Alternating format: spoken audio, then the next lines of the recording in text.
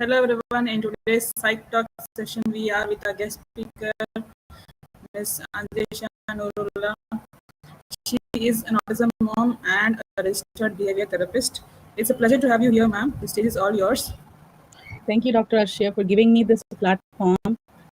I'm glad that I'm given this opportunity to share my personal and professional experiences with the parents. Your efforts that you took this initiative to spread this awareness among people and to educate them. It is much needed in this time. Thank you so much, ma'am. You're welcome. Today, I am going to talk about autism. I'm not going to give any definition about autism, but will be providing a gist of it, like my perspective. Like how would I make a layman understand what autism is? So, autism is a developmental condition which impacts a child's way of communication, social skills, and most importantly, their brain processes the information differently. The way they learn and experience this world is different from us. It is not a disease which we can cure or something to be fixed. Rather, their brain itself is made that way. So now, as parents, we have to understand that it's a different way of living altogether. In order to teach them, we have to learn their learning styles. So, I would like to give an example for better understanding, just like how we cannot do anything to change our skin color or skin type. So, that's likewise, you can't do anything to make their brain change and work like neurotypicals. Like how we understand, accept, and support our skin color and type, and the same we have to understand the challenges our children have, accept that we have to work on them and support them wherever they need to navigate this world and make them independent in their lives. So they are not disabled, they are differently abled individuals, and autism is workable. We have to learn autism specific strategies, its teaching strategies, to teach them basically everything. So we uh, see always that we always associate negativity with autism, and parents become victims to this. We say things like he or she has repetitive behaviors, aggression, isolation, sensory sensitivities. So, my dear friends, we all experience these things. Some people do clicking of the pen, like when clicking of the pen, shaking their legs unknowing, without their knowing, and rocking back and forth in a rocking chair when they are in deep thinking, where they're thinking something deeply. These are all examples of repetitive behaviors which we all do. Then some people, when they are angry, have this habit of hitting their head, throwing things, yelling at others, sometimes hurting others. So we can also see people who, whenever feel bad or upset, lock themselves in the rooms. Only when they are ready to face the world, they would not come out until then. So we see people also experiencing discomfort or can't stand loud noises. They would close their ears, and they have closed fear of closed spaces. They cannot be in there. Fear of heights. From my childhood, that when I cannot tolerate like clothes which are like not soft. I remember when my mom gave me something to wear which was like a little rough material, and I made a fuss out of it. So these are all things which we also have. But the only difference, what I'm trying to say here is, those are all common behaviors for all of us. The only difference is we can mask our feelings and they cannot. For example, let me ask you a question. Let's say you had an argument with your husband and you are sitting quietly in a bad mood. And then all of a sudden, a doorbell rings and you have a surprise guest. So now, my question is, how will you react and how will you manage this situation? Obviously, when a guest arrives, we have to welcome and greet them in our best possible manner, despite what lies within us. So what you did, you will hide your emotions and feelings, whatever you were feeling, and you will put up your best face and welcome the guest and entertain them. You will not show off them. So this is called masking, which is absent in our autistic children. And we have to intervene and teach them all, like we have to teach them that skill. We can talk about I'm also here to talk about the learning styles, like difference between a neurotypical and a neurodivergent learning style. Like how do they learn, what is the difference? Autistic people like you and me learn from our experiences, which is called incidental learning.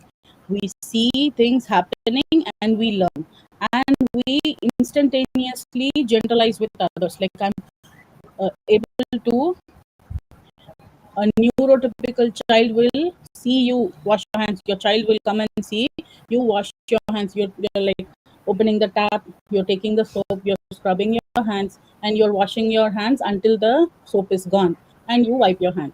So you don't have to teach your neurotypical child all these steps. He's looking at you, he's learning that from you instantaneously without you putting efforts on him, and he can do it on his own.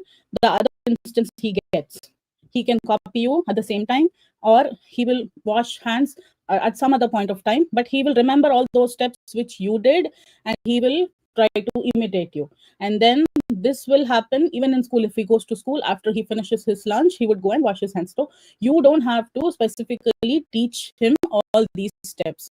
This is called incidental learning.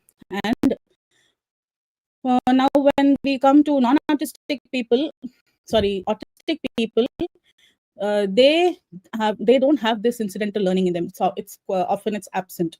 So we have to break down the complex task. Let's take this example itself: washing hands into smaller, achievable goals.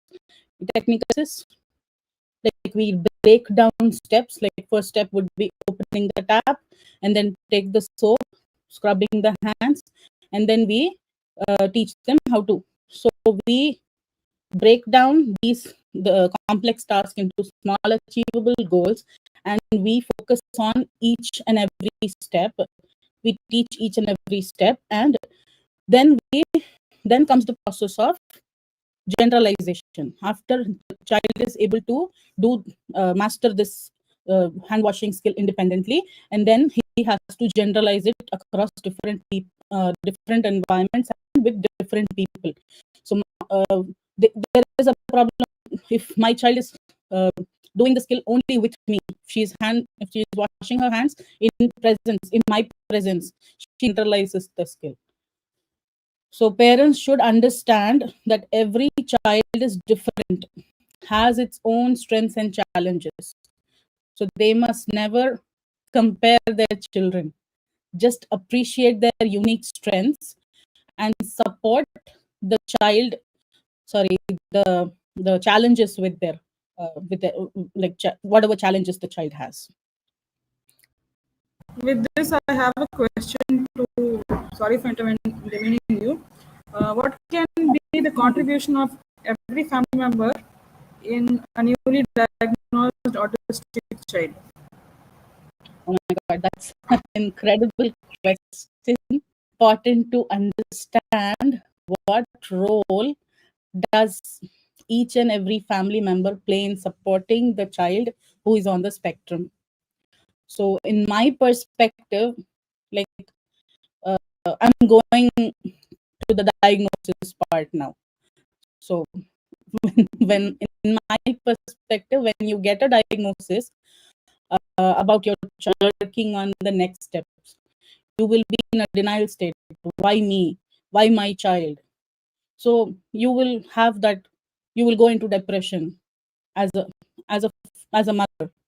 I have experienced that. I've been in denial. So if the doctor or a psychologist or a psychiatrist who is giving the diagnosis, he actually has a key role here at first. So when they give this news to the family, if they deliver it in such a manner that family takes it positively, like they always give it as a shock. Oh, your child is having this. So, and also they also sometimes give false hopes. They told me that it will be cured in 6 months. Your child will start talking in 6 months, but it didn't happen. So they have a key role in delivering that information to the family. So uh, he or she has to let them know that they have a child who perceive the world differently. He should be having unique learning, socializing. You as a parent should take up some initiatives to understand your child learns new teachings. um, your child and learn new teaching strategies that caters your child's learning and adapt to new way of living in order to raise him or her with positivity. If this news is delivered in such a manner, then I hope there won't be many challenges, blame games, chaos in the families, which we are parents' duty to learn and adapt to accept first that my child has autism, and then start learning about autism, understand that my child has these difficulties or challenges, and I as a parent will learn autism specific teaching strategies and adapt to a different way of life. So we naturally see the primary caregiver is usually a mother. So she has to learn a lot in aspects of behavior management because the child doesn't know how to communicate. So that's why the behaviors happen. They don't know how they are feeling. They're not able to express themselves. So the mother has to learn how to manage those behaviors, how to correct those behaviors, how to give them functional communication, how to make them socialize with the siblings. The the best thing we can do is play a board game with them so that they learn a lot of language, they learn a lot of skills by playing the board game. So, and then mother has like the primary caregiver has to help the child learn new things about self-help, toileting. That's the most favorite topics of like everybody. They want to discuss on that. And then academic skills, that comes last. Academics, because I've seen a lot of parents, they focus on academics first. They just omit all these things. They just focus on academics, but academics comes last. These are the most like we have to give priority to these things like behavior, communication, socialization, self-help, so that if she learns everything, she can equip herself to support her child with his or her challenges and work with the child together. So basically support each other. After all it's your child that needs your support. So learn autism specific teaching strategies and implement it in your daily life, and I'm guaranteeing you the life will be much more easier. So I have like few key points here. Understanding or understand autism, bring in acceptance, start acknowledging small victories, uh, create smaller achievable goals, stay positive, and never lose hope. If you have other family members living with you, like will be like if there are like siblings, uh, they have to understand that first sister is different from them. Inclusion always starts from home. So teach your neurotypical children how to interact with their neurodivergent siblings.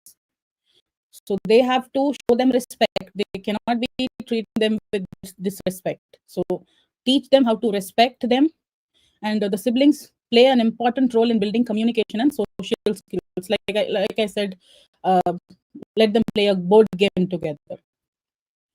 It's really helpful. So an incident which will paint a clear picture how inclusion looks like. I have like people won't know, I have three kids. My oldest one has autism, and my other two kids are neurotypical. One day, my son came to me and he had a book from his school library to practice reading. He asked me to sit down and read with him. As he didn't know how to read back then, now he's able to. But I was so busy with something else, and I told him I would do it later. Then he went to his older sister who has autism, held her finger, pointed to the words in that book, and said, Zainab, read. She started reading, and he started repeating after happening. I mean, who said the autistic children cannot teach the younger siblings? They, the younger siblings have to know how to learn from them.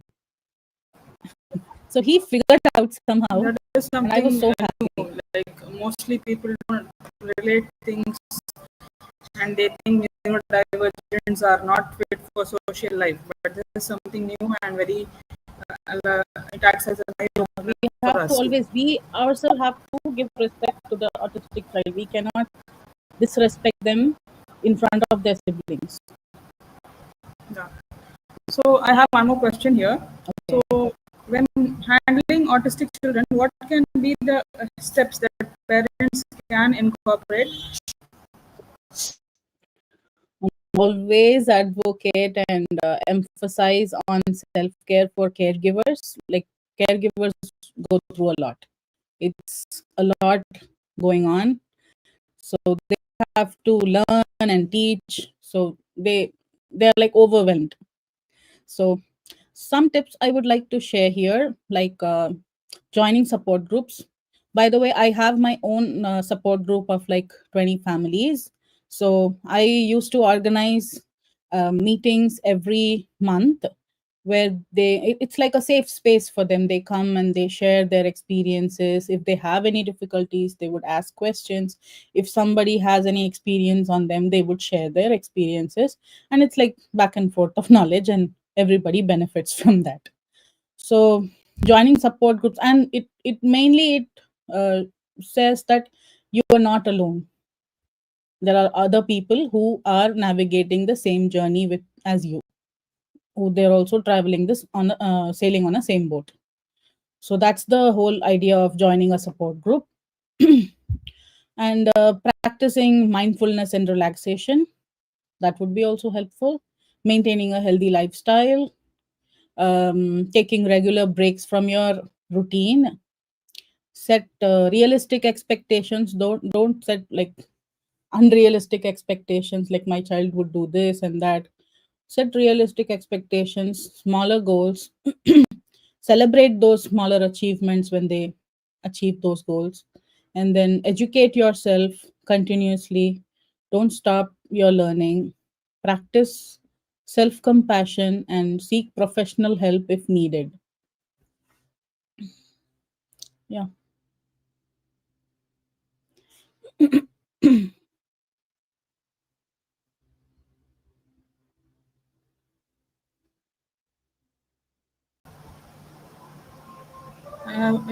We have a question here. Why Hmm. early intervention is paramount when it comes to dealing with autism spectrum? Yeah, we have a question here. Hmm. So, why early intervention is paramount when it comes to dealing with autism spectrum? As we notice, parents and the families often ignore signs that their child has some symptoms and delay the process. Um I agree. Like parents who are not aware of it will definitely ignore because in my case, my my parents or like elders, whoever is there, they would say that okay, the child would start talking after 5 years. Many children in our family has done that. So it is often neglected. They parents are in the denial state, and they don't want to accept that my child would have some issues.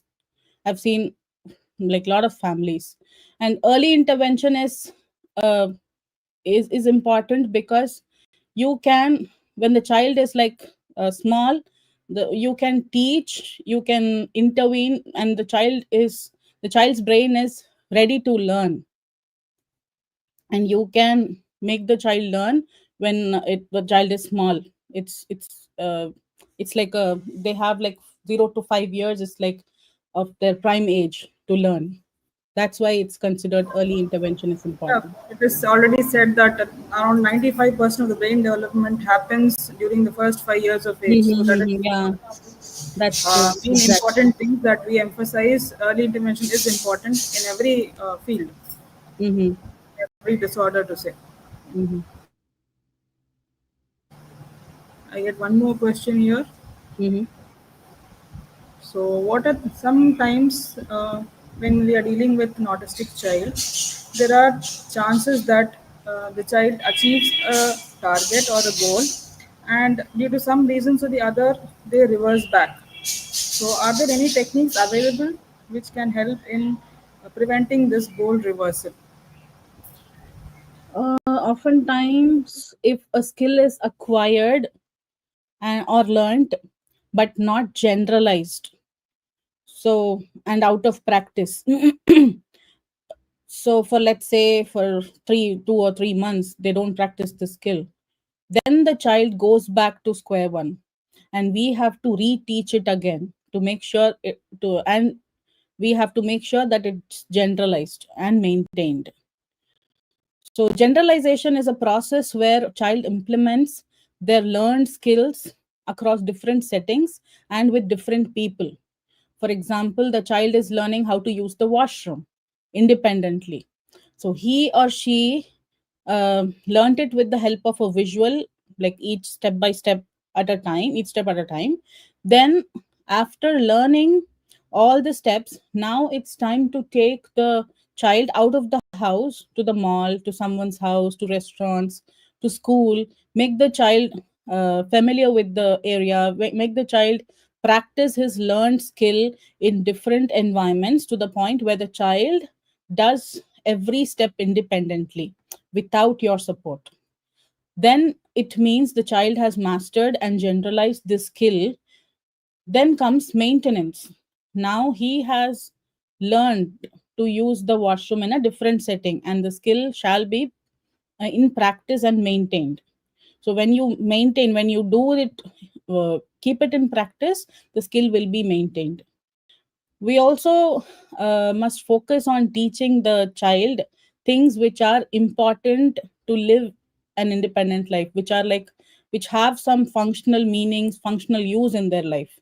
Like we usually focus on academics, and teaching cos theta or sin theta is not going to help your child in any ways. So let's empower ourselves to navigate this journey together with positivity. We have one more question here. Mhm. So, how do you prepare your children with who are not autistic to support their siblings who is on the spectrum? and how to make the world show empathy to a kid or an adult on spectrum. So these are, I think, two different questions put into Mhm. one. So basically, we have to talk to the non-autistic children. Like, there are like two things can happen. One is we they are like observers. They learn, as I said, they learn from, they have this incidental learning. So I can give you my example. Like in my house, I like how I treat my autistic child, like whatever techniques I use to give her functional communication. So my non-autistic children would look at me and they would they learn from me. And when I am not around, they would interact with her in a similar manner. So, and one more thing I did is I used to always talk about it to them that, listen, you have a sister who is special, who is different from you, and she has challenges. She doesn't know how to talk. She doesn't know how to communicate. She doesn't know how to express, like say, how it's feeling inside. So you have to be like patient enough, and you cannot ask a same question again and again. Like they're overwhelmed, right? When when, for example, if I am asking her to give me something, give me pencil, and she is like taking a pause, she's taking her time. And when I'm like telling this again and again, like give me pencil, give me pencil, give me pencil, because I'm thinking that she's not listening, she's not hearing my instruction or my command, and she's getting overwhelmed, and she's paused, she's frozen there. So I've taught them, be patient, tell her once, let her let her take her time, and then she will give you the thing back. So that's how I teach practically also, and I also talk to them about it.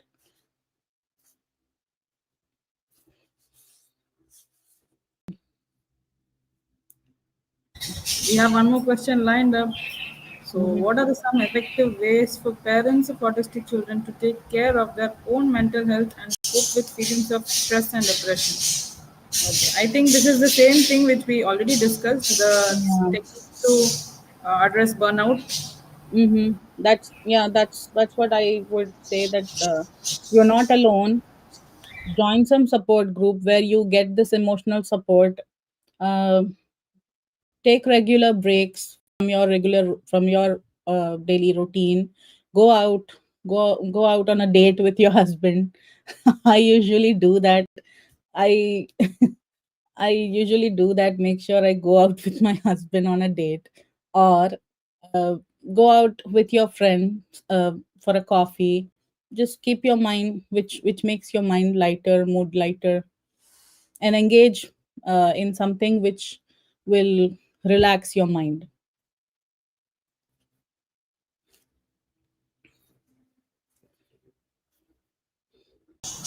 Okay, let me check if I have any more questions.